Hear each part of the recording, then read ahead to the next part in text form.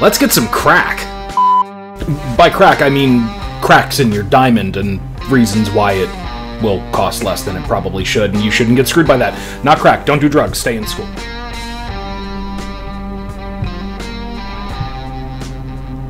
DeMareJewelry.com. So in our previous video, we showed you how to get more diamond for less money, or get an equally nice diamond as far as you can perceive for less money. Right now we're going to talk about the mitigating factors that come into play when you're buying a diamond, regardless of what kind of diamond you're buying.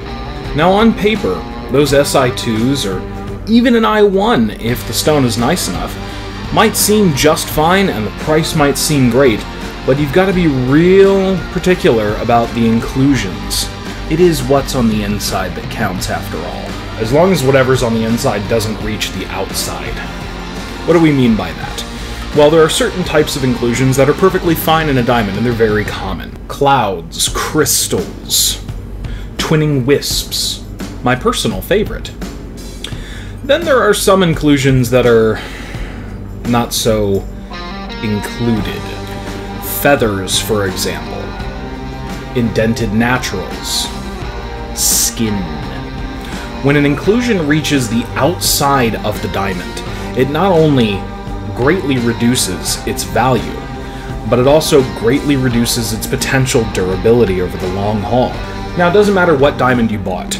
If you bought that $17,000 diamond we were talking about, or you bought that $4,000 diamond we were talking about, it's a terrible investment if your stone breaks. I know what you're thinking. Deric, diamond is the hardest thing around. How could it possibly break? Deric, diamond's the hardest thing around. How could it Shut up! But the fact is they can. The way we cut diamonds when we have a very large crystal to begin with is actually by sawing a little bit into the stone and cleaving it. Judo chop! Now, I have seen this actually happen to diamonds in people's rings, so you do have to be very careful about this when you purchase your stone. If you're buying online, ask to see an actual picture of the diamond. Reputable designers and dealers online will have scans of the face of the stone, and if it has a report, they can probably get you a copy of the report as well. It's no different really than seeing the diamond in person in a store, other than the fact that you don't get to move it and see how the light plays with it. Here's where trust comes into play. If you trust the jeweler you're dealing with, especially if the stone does have a certificate or an independent appraisal, then you're probably fine, frankly. And always ask if there's a guarantee. If the stone delivered is not the stone listed in the report, what do they do about it? Even the most well-intentioned designer or jeweler can occasionally get something mixed up, have the wrong stone delivered to them through an intermediary or another dealer, or sometimes it's just a really crappy report, like the ones you find in some chain stores, for instance. But back to the topic at hand. Surface-reaching inclusions, like feathers. These are fractures that are in the diamond crystal. When they reach the surface of the diamond and they breach the skin, if you will, this means that there's a fracture coming up to the surface of the stone, which means there is a weak point. Diamonds do have 4 directions of cleavage. Mined out of the gutter, which means they have a cubic structure, which means they can be split from different directions. Now, maybe the feather is along one of those axes, maybe it isn't, but do you really want to take the chance? Not all stones that have surface-reaching feathers are necessarily bad, but here's what you want to avoid at all costs. Feathers that extend from the crown facets across the girdle into the pavilion. So from the top angle of the stone, across the side of the stone, and down to the pointy bit, the cubit. If you have anything that bridges that area, you are so much more likely to chip or completely crack your stone if you hit it at exactly the right point. Remember, there is always a reason for a deep discount on a diamond. So if someone tells you you're getting the deal of the century, I can guarantee you're not. Diamonds are heavily commoditized nowadays, and truth be told, jewelers make the least money on diamonds out of everything that we sell. And profit's not a dirty word. We have people to pay, we have shops to maintain, we have websites and SEO, we have to maintain quality standards, we have to take in repairs. It's a lot of outgo. Not to mention the insurance. Oh god, the insurance. So considering diamonds are what we make the least on, if a jeweler tells you that a stone is worth $10,000 and just because they like you so much and they want to be your best friend, they're going to sell it to you for $4 grand, $5 grand, $6 grand, $7 grand even? Somebody's gonna get ripped off. So don't be that schmuck.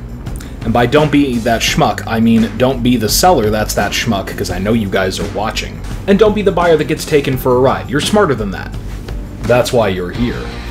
But these are things that will affect a diamond's price. If there are inclusions that can damage the stone in any way, that's going to drop the price below what the diamond should cost. So even though you've got a 1 carat stone that's colorless, that has a really great cut grade, it has a grading report, and it's only an SI1, maybe even an SI2, make sure you determine what the inclusions are, because that stone that costs you $10,000 might break if it's got the wrong kind of inclusion, and that might be why you got it for half the price it should have been. Other mitigating factors to consider when purchasing a stone in relation to value and things you should avoid. Lab reports. Now, we have an old video on this. We are intending to update it at some point in the near future, but in a nutshell, here's the 3 you need to pay attention to. AGS, the American Gem Society, GIA, the Gemological Institute of America, and EGL, the European Gemological Laboratories. Now, most designers or most jewelry store owners that have a reputation for high quality will be very quick to point out that whenever you buy a stone from EGL, if the lab grading report says that the stone is a DVS1 and it's an ideal cut by EGL's standards, you can pretty much assume it's 1 to 2 grades lower across the board. Really, there are dealers that pay extra that you will end up paying a premium on for stones that had EGL certificates that they had to pay to get recertified by GIA or AGS, and they actually come back lower grades virtually every time. AGS and GIA are the 2 most valuable certificates you can get. And a bit of nomenclature. Don't go into a store and ask for a certified diamond. I don't know where this certified diamond thing came from. It's not a real thing.